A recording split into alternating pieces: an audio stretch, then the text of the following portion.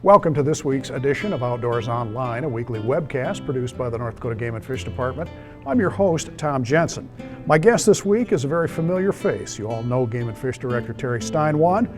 We're going to talk about the year gone by and some of the challenges and issues that the department faced. We're also going to talk about what's coming up in 2016, what we're going to be challenged by then. Terry, you had a busy year in 2015. Yeah, it was busy, and every other year always is busy with the legislative session.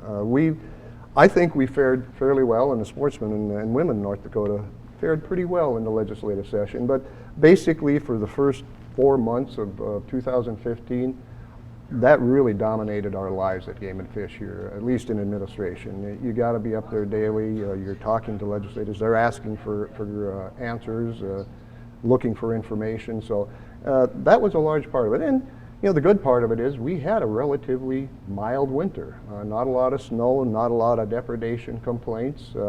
Spring turned out pretty well in terms of the hatch. We had some areas of the state were a little too wet and too cool for the upland bird hatch, but just judging from what's occurring this fall and early winter, things turned out pretty well.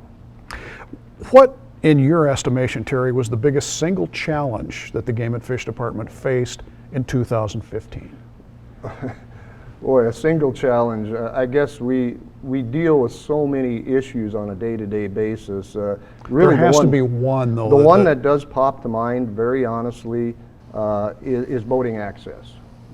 It may seem like it's not that big of an issue, but we really only have 2 people out in the field there dealing with 450 lakes and boating access on those lakes. It's become an issue in terms of it takes time to contract that stuff, and we pride ourselves on reacting and responding to requests very, very rapidly. And these guys have done a tremendous job, but they're getting stressed out pretty bad. Is this something that's fixable? Well, you throw enough money and you throw enough manpower at something, it's ultimately fixable. We're certainly looking at different ways to fix it, and it's going to involve some prioritization, and some people and some lakes are probably not going to get the immediate service that they've become accustomed to as in the past. So, yeah, and of course, one of the bigger challenges, again, almost, well, not record low deer gun license numbers, but certainly equivalent to 3 or 4 decades ago. That's always a challenge, but we're coming off a record high about 7 years ago, going into not necessarily record lows, but certainly a lot lower, and 90 to 95,000 deer gun applications and only 43,000 licenses available. That becomes a challenge, and we got to work through that pain, and it looks like it's starting to pay off. Now, if we have a hard winter again, it could knock us back just to where we were. So we're praying for a relatively mild winter again. It seems like a lot of the anecdotal things that we heard at the advisory board meetings and places like that was that deer hunters, for the most part, were fairly happy with the amount of deer that they saw. Almost everyone I've talked to said, geez, we're seeing good numbers of deer. We've seen twins out there. Even in the northeast part of the state, we're going to probably do some emphasis on deer habitat, primarily trees in the way northeast.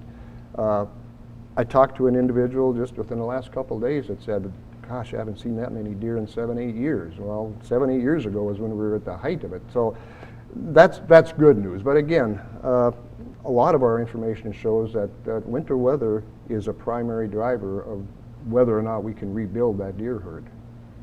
And of course, habitat is going to be habitat, absolutely. You have 3 components of habitat. Of course, the winter cover, which could be trees, cattail sloughs. If we don't get a lot of snow, it can be large grassy areas.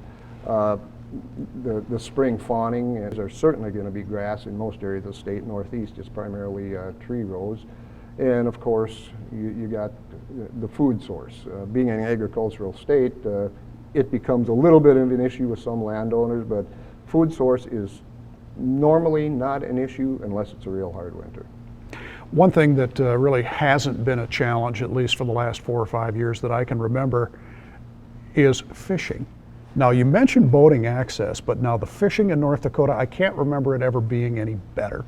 It is absolutely tremendous. The guys in the fisheries division doing a tremendous job out there, stocking record numbers of fish out of the hatcheries. I think we're on our 3rd consecutive record-setting fishing license sales year. it's going to get better. But ultimately, people are going to remember these are the good old days, and why can't we keep it like this? We aren't going to be able to keep it like this forever, but fishing is going to be good for a number of years yet. And I think we can attribute a lot of that starting in 1993 with the wet conditions that we've been going in. It's created a lot more lakes. It's raised water levels in some lakes, which makes it a lot easier to maintain those throughout a winter. So I expect them to be good. Right now, I mean, gee whiz, we're in the middle of December, and people are open water fishing on Devil's Lake, and they're ice fishing on Devil's Lake in some of the bays. I've seen boats on the Missouri River, and I've heard pretty good stories about some good catches. Some good panfish lakes going on out there early in the season. But I always have to caution everybody, please be careful when you're out on the ice there. We've had to rescue a couple parties out there already, not because they made some mistakes, it's just very variable, Unstable ice. Unstable ice conditions and weather conditions. So just be careful when you go out there. There are other high points that we should touch upon too, Terry. I guess pheasant numbers are on the way back. Pheasant numbers, sharp-tailed grouse, absolutely. And again, we attribute that to a large part to the fairly decent spring weather we had. It wasn't the wet cold we'd had for the previous 2 or 3 years. But again, you still need that nesting habitat out there. It becomes a buffet line for predators, whether it's skunks or raccoons or coyotes or fox or whatever it might be. If you just have a small strip of grass, which they absolutely require, not small strips, but they need grass for the nesting. And if you provide that buffet line, all that predator has to do is walk up and down there and he gets an easy meal. So the large expanses, and we have some of those out there yet, which is one reason that pheasant and sharp-tailed population have rebounded. Some of the issues that we faced as an agency in 2015 are probably going to pop up again in 2016. They always do, Tom. One of the issues that we've been working on and going to put more emphasis on in 2016 is species of concern, or the Endangered Species Act. People think, well, it's just going to affect this and this. It's going to affect agriculture, it's going to affect energy, it's going to affect game and fish. Because once these species go on an endangered species list, whether it's endangered or threatened, it has the potential to affect how we're able to manage certain species. Certainly affects the private landowner out there. And we depend on private landowners for providing habitat, providing access for hunters and anglers. So that is one of the emphasis we're on. And we're spending the money we can anyway, the funding that we have, getting some of that information to hopefully say, okay, we're in better shape than we think we are. And if not, here's what we're going to have to do to prevent it from being listed. Any other issues that may pop up in 2016 that we may be up against? There's always something that pops up, Tom, that we just don't anticipate, or if we did, we didn't anticipate it well enough. I'm pretty proud of the way the staff reacts to those. That we are prepared for almost anything. Our planning involves sometimes, okay, we got to deal with it right now. And again, we're pretty proud of the way we respond quickly to issues out there. Now, quickly in some people's mind may not be as quick as they'd like it, but as quickly as we can. Bureaucracy is bureaucracy. I try to reduce it to the extent possible, but we still have to deal with the paperwork, the administration, the legal and regulatory aspects that we have to deal with. We're going to have some issues, I'm anticipating, I guess, Terry, with at least one species of aquatic nuisance. Right. Unfortunately, we found adult zebra mussels in the Red River, the entire length of the Red River in North Dakota this year. And we immediately went to an emergency administrative rule, which law allows us to do. We've met with people up in the Devil's Lake area. We're going to continue gathering ideas, I guess, more than anything. And a lot of those are going to be implemented before next spring. And it's not going to necessarily be regulatory ideas. It's information education. Some people would love us to have mandatory boat checks. Number one, it's not feasible.